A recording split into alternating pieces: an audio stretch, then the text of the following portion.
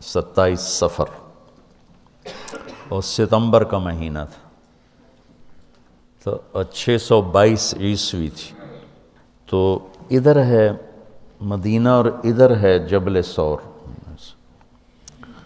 تو ابو بکر نے عرض کی میں نے ایک غار ڈھونڈ رکھا ہے، پہلے وہاں چلتے ہیں، تو جب ہماری تلاش ذرا رک جائے گی پھر ہم نکلیں گے۔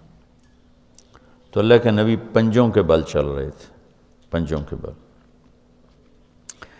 پنجوں کے بل اس لیے چل رہے تھے کہ پاؤں کا نشان دیکھ کر کھوجی پیچھے نہ پہنچ جائے۔ یہ ایک علم تھا جو اب مٹ گیا ہے، چونکہ سڑکیں پکی ہو گئیں تو چور کا نشان ختم ہو جاتا ہے۔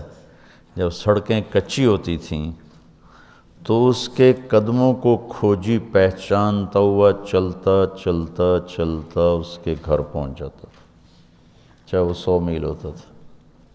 تو یہ کوئی مکہ سے غار ثور 3 میل تھا، تو آپ ایسے جا رہے تھے ایسے۔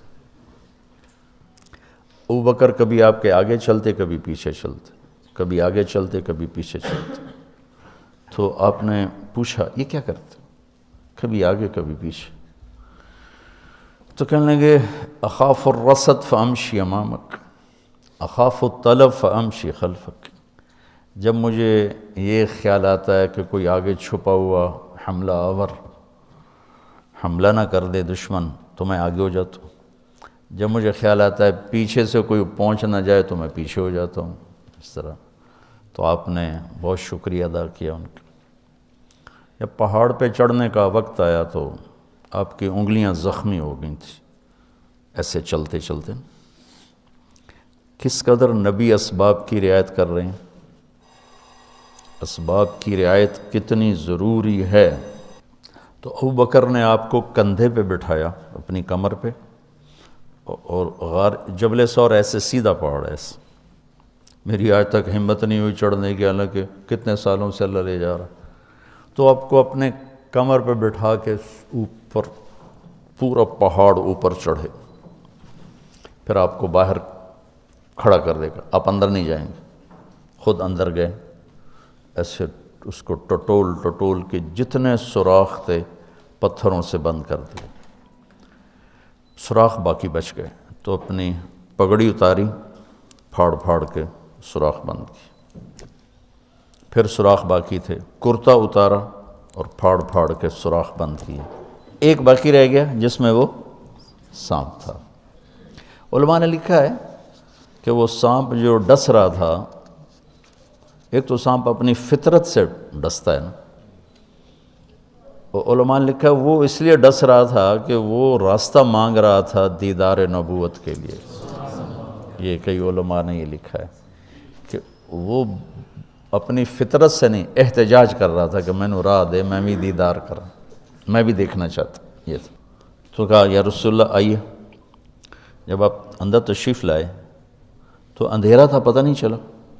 جب تھوڑی سی روشنی ہوئی تو دیکھا ابو بکر کا نہ کرتا تھا نہ عمامہ۔ تو آپ نے پوچھا تیرا کرتا کدھر ہے، تیری پگڑی کدھر ہے؟ تو انہوں نے اشارہ کیا کہ یہ سارے سوراخ تھے۔ تو اللہ کے نبی کی آنکھیں چھلک پڑیں، اور آپ نے ایک دم بے ساختہ کہا یا اللہ میں ابو بکر سے راضی ہوں، تو بھی اس سے راضی ہو جا اور اسے جنت میں میرا ساتھی بنا دے۔ تو اسی وقت جبریل اترے اور آ کر کہا یا رسول اللہ تعالیٰ خوشخبری دے رہے ہیں کہ وہ آپ کے ساتھی سے راضی ہو چکے ہیں اور جنت میں یہ آپ کے ساتھی بھی ہیں۔ یہ خوشخبری ہے کہ یہ جنت میں آپ کے ساتھی ہیں۔ تو انہوں نے قریش نے کھوجی بلا لیا، تو انہوں نے وہ انگلیاں پکڑ لیں اور ان انگلیوں پہ چلتے چلتے چلتے جبل ثور پہنچا دیا۔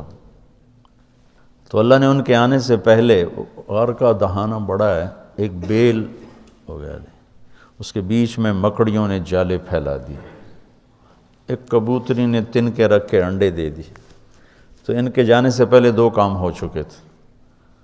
تو وہ کھوجی کیسا، حالانکہ پہاڑ پہ تو کچی زمین پہ تو پورا پاؤں لگتا ہے، پہاڑ پہ تو ایسے ایک آدھ کوئی نشانی پڑتا ہوگا تو کیسا علم تھا، ان کو لا کر اس نے دروازے پہ کھڑا کر دیا، کہا یہ ہے، اس سے آگے کوئی نہیں۔ تو ابی بن خلف کہنے لگا تیرا دماغ خراب، یہ جالا محمد کی پیدائش سے بھی پہلے کا بنا ہوا ہے، اور تو کہتا ہے ادھر گھس گئے، بے وقوف کہاں لے کے آ گیا؟ اب ابو بکر ڈر رہے تھے کہ یا رسول اللہ اب کیا ہوگا؟ تو آپ نے کہا ما ظنک باثنین اللہ ثالثہما، جن کا اللہ ساتھی ہو ان کو کیا پریشانی؟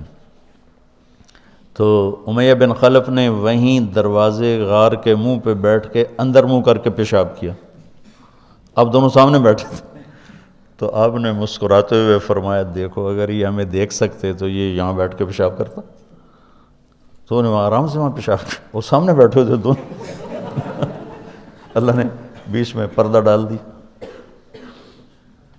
قرآن ابوبکر صدیق کے اندر کے جذبے کو بتاتا ہے، لا تحزن، لا تحزن۔ قوم موسیٰ جب سامنے پانی اور پیچھے فرعون، تو ان کے جذبات کی ترجمانی کرتا ہے انا لمدرکون، انا لمدرکون۔ 40 برس کی صحبت اٹھائی ہے دو نبیوں کی، ہارون اور موسیٰ۔ وہ کلیم اللہ ہیں، پہلے رسول کلیم اللہ، رسول تو ان سے بھی پہلے تھے، کلیم اللہ پہلے کلیم اللہ ہے، اور 4 بڑے انبیاء میں سے ایک ہیں، ابراہیم، موسیٰ، عیسیٰ، نوح، اور 5ویں ہمارے نبی سب سے بڑے۔ تو جب آگے سمندر اور پیچھے فرعون، تو ان کو اپنے نبی کی کوئی فکر نہیں رہی، نہ موسیٰ علیہ السلام نہ ہارون۔ انا میں غور کرو، اور لام پہ غور کرو، ایک انا اور لام، اس کا ترجمہ میں یوں کیا کرتا ہوں کہ کہنے لگے موسیٰ تو نے مروا کے ہی چھوڑا ہمیں، آپ کا کیا بنے گا، اب کیا ہوگا، آپ کی جانوں کو خطرہ ہے، ہم مارے گئے، ہم پکڑے گئے۔ تو آگے موسیٰ علیہ السلام نے اتنی شدت سے کہا کلا، کلا کا ترجمہ میں یوں کیا کرتا ہوں کہ ہو تسی اسے لیک کہ یا تسی پانی ڈوب جاؤ یا تو فرعون لتر مارے، لیکن ان معی ربی، میرا رب میرے ساتھ ہے، مجھے بچائے گا تو میری تو فعل تم بھی بچو گے۔